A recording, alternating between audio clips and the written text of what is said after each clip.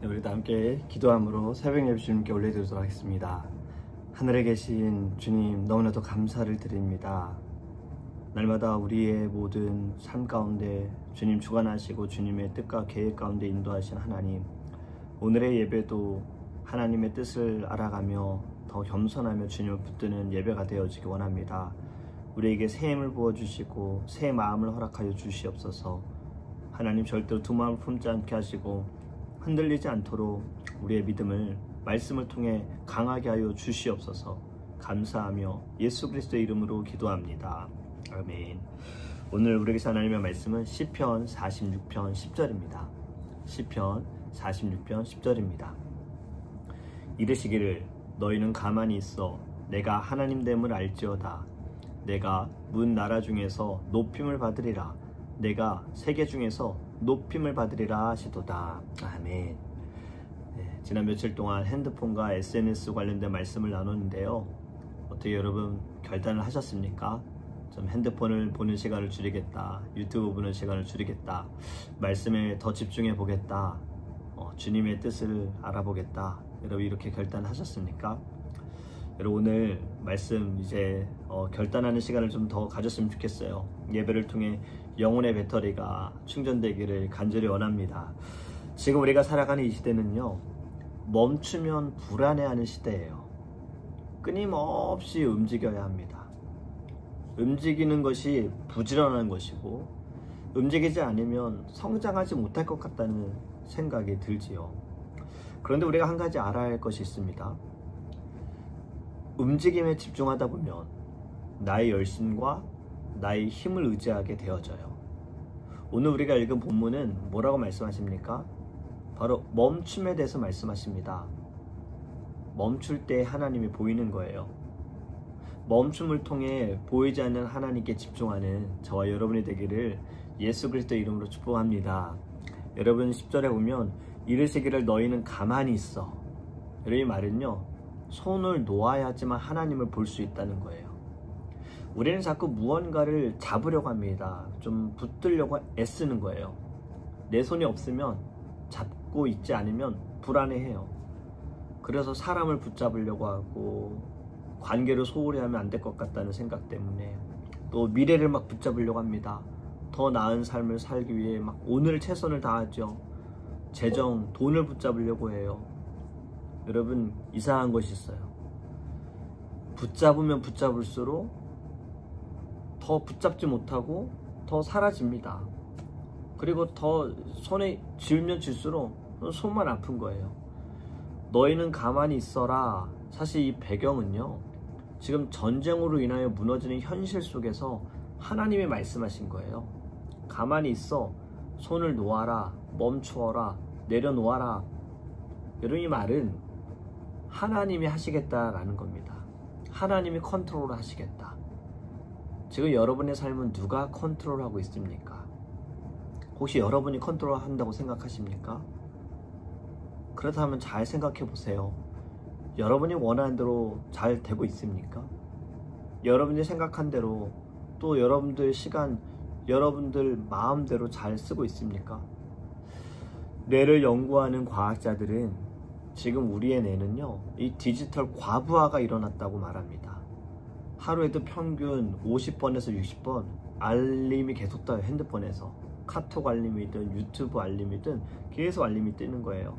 그래서 이 사람의 집중력은요, 금붕어보다 짧아졌대요. 무언가 연결이 되어 있는 것 같지만 여전히 불안하고 더 외로워진다고 합니다. 어떤 사람들은 밤마다 유튜브 보다가 핸드폰 하다가 잠이 든다고 해요. 또는 밤을 새우기도 하죠. 그렇다고 마음이 막 채워집니까? 오히려 더 공허해지지 않습니까? 이처럼 우리는 우리 스스로를 컨트롤할 수 있는 존재가 아닙니다. 야고보서 4장 14절에 너희 생명이 무엇이냐? 너희는 잠깐 보이다 사라지는 안개니라. 우리 스스로 인생을 조절하려고 하지만 사실 우리는 내일 일도 모르는 사람들이에요. 내가 쥐고 있는 손이 문제를 해결 못합니다. 하지만 하나님은요, 이렇게 말씀하시는 거예요. 하나님 손 안에서, 내 손 안에서 너는 안전할 것이다. 하나님께서 모세를 통해 이스라엘 백성을 이집트에서 데리고 나오셨죠. 지금 제가 이스라엘 땅에 이렇게 돌아다니다 보니까 이스라엘은 광야가 굉장히 많이 있더라고요. 마치 느낌이 LA를 제가 한 2번 정도 가본 걸로 기억하는데, LA 사셨던 분들은 많이 공감되실 겁니다. 그 사막의 지역처럼 여기는 모든 것이 그냥 다 돌이고 흙이고 회색이에요. 건물들도 마찬가지고. 광야예요. 광야도 근데 다 이렇게 산이에요. LA도 막 벌거숭이 산들이 있잖아요. 여기가 그래요. 초록한 게 없어요. 지금 하나님이 이스라엘 백성들을 광야에 데리고 오셨는데, 여기에 나오자마자 만난 것이 홍해였어요. 뒤에서 이집트 군인들이 쫓아오고, 이때 사람들 어떻게 합니까? 불평하잖아요. 왜 우리를 이곳에 죽게 하느냐? 차라리 이집트에서 죽게 하지. 그때 하나님께서 주신 말씀이 있어요. 모세에게 주신 그 마음으로 모세가 뭐라고 말하냐면, 출애굽기 14장 13절과 14절에 모세가 백성에게 이르되 너희는 두려워하지 말고 가만히 서서 여호와께서 오늘 너희를 위하여 행하시는 구원을 보라. 너희가 오늘 본 애굽 사람을 영원히 다시 보지 아니하리라. 여호와께서 너희를 위하여 싸우시리니 너희는 가만히 있을지니라. 여러분, 가만히 있어야 하나님이 싸우십니다. 내가 하려고 하니까 하나님 싸우지 않으시는 거예요. 하나님이 움직이시기 위해서는 가만히 있어야 돼요. 가만히 있어라, 아무 일도 하지 말아라, 이것은 아니에요. 하나님을 어떻게든 붙들어라, 하나님 의지해라, 하나님 온전히 믿어라.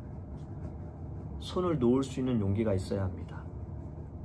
지금 저와 여러분의 손에 쥐고 있는 것을 내려놓고 하나님께 집중하시기를 간절히 원합니다. 여러분, 또 소음을 멈춰야 하지만 하나님의 음성이 들립니다. 지금 여러분들은 알람을 몇 개나 맞추어 두시나요? 저는 새벽 예배 갈 때 알람을 꼭 2개를 맞춰 둡니다. 4시 50분하고 그리고 혹시 몰라서 5시 반에. 그런데 여러분, 눈 뜨자마자 여러분들이 보는 것은 무엇입니까? 알림창, 카톡.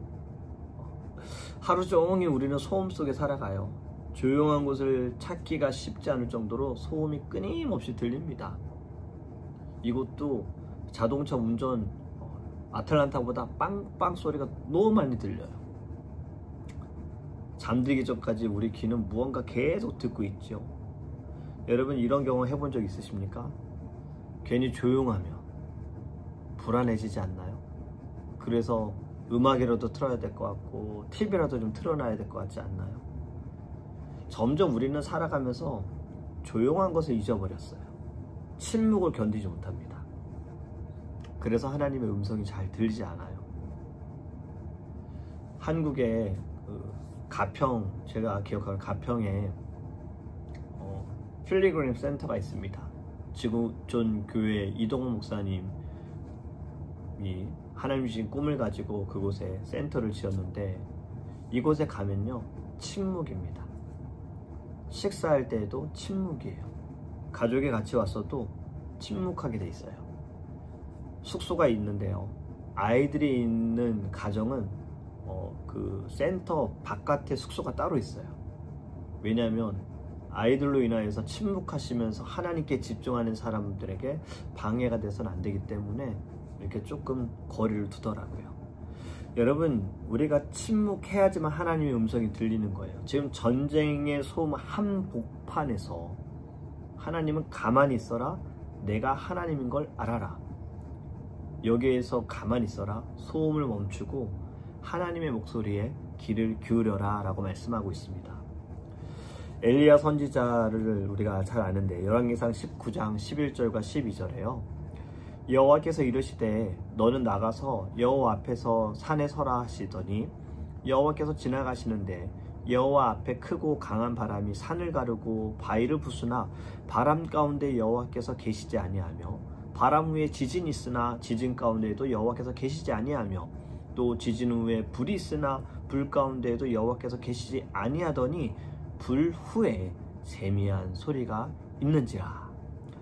지금 말씀을 보면 강한 바람, 지진, 불 가운데 하나님 계시지 않았어요? 12절에 세미한 소리 가운데 하나님이 계셨다. 여러분, 하나님은 소리 지르시는 분이 아닙니다. 하나님의 음성은 섬세하고 조용하고 우리 마음 깊은 곳에 들려옵니다. 그렇기 때문에 우리는 소음을 멈춰야 합니다. 하나님은 우리에게 귀를 찢는 소리보다 우리의 마음을 두드리는 목소리로 말씀하시는 거예요. 그런데 소음 속에서 하나님의 목소리가 묻혀버리는 거죠. 우리의 마음이 막 시끄럽기 때문에 하나님의 말씀이 들리지 않는 거예요. 겉으로는 조용해도 속으로는 불안하고 염려하고 비교하고 분노가 가득 차면 하나님의 목소리가 들리지 않습니다. 그렇기 때문에 잠시 멈추시고 소음 꺼두시고 하나님이 말씀하시는 것을 들으시기를 원합니다. 또 한 가지 더 기억해야 할 것은요, 멈출 때 하나님이 주신 평안을 누려요. 우리는 끊임없이 나를 증명하려고 합니다. 나는 괜찮은 사람이야. 나는 가치가 있어. 난 이렇게 살아왔어. 나의 실력으로 나의 정체성을 결정하려고 하는데, 그래서 잘 되면 자존감이 높아지고 남하고 비교해서 내가 좀 못하다면 자존감이 막 떨어지죠. 하지만 여러분, 멈추어서 하나님 앞에 서게 되면요, 내 존재가 이미 하나님의 사랑을 받는 자녀다라는 것을 깨닫게 됩니다. 경쟁을 통해, 비교를 통해 정체성이 결정되는 것이 아니고요, 진정한 자유, 참된 자유를 누리게 되는 거예요. 진정한 평안은 결국엔 누가 주인인지를 알 때 얻을 수 있습니다. 하나님 우리 주인이시죠. 하나님은 끊임없이 내가 너의 주인이다, 너의 하나님이다 라고 말씀하세요. 이것을 인정하셔야 평안이 옵니다. 어떠한 상황 속에서도 평안이 옵니다. 상황에 따라 우리는 달라지고 흔들리지요. 문제를 붙잡고 있어 봐야 불안만 커집니다. 여러분, 손에서 문제를 내려놓고 하나님께 맡겨드릴 때 하나님이 통제하신다는 그 마음이, 우리를 누르고 있는 돌덩이와 같은 마음은 하나님이 다 치워주시는 거예요. 빌립보서 4장에 말씀하죠. 아무것도 염려하지 말고 다만 모든 일에 기도와 간구로 너희 구할 것을 감사함으로 하나님께 아뢰라. 그리하면 모든 지각에 뛰어난 하나님의 평강이 그리스도 예수 안에서 너희 마음과 생각을 지키시리라. 아멘. 하나님의 평강이 마음과 생각을 지켜주신다. 잠시 멈추시고 상황에 집중하지 마시고 하나님께 집중해 보세요. 문제에만 집중하지 마시고 하나님께 집중해 보세요. 그렇다면 하나님으로 인하여서 참된 평안을 얻게 될 줄 믿습니다.